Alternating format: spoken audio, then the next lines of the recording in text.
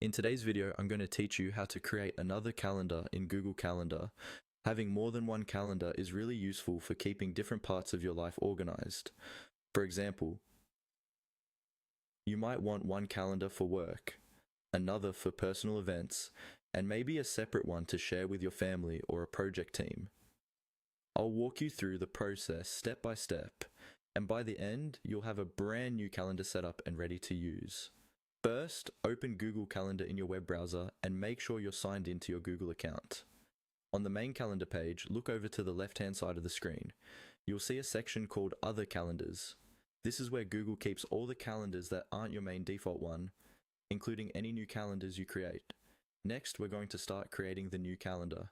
In the Other Calendars section, look for the option that says Create New Calendar. Depending on your layout, this might appear as a small plus icon next to Other Calendars. Click on that, and then choose the option to create a new calendar. A new page or panel will open where you can fill in the details for your calendar. Begin by giving your calendar a clear descriptive name. For example, you could call it Work Schedule, Family Events, or Fitness Planner. Choose something that will make sense to you at a glance. You can also add a description, which is optional but helpful if you're sharing this calendar with others and want to explain what it's for.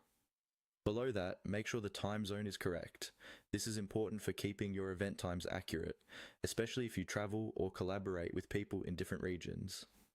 Take a quick moment to confirm the time zone matches where you're located or where most of the events will take place. Once you're happy with the name, description, and time zone, you're ready to finish. Look for the button that says Create Calendar and click on it. Google will take a moment to set everything up.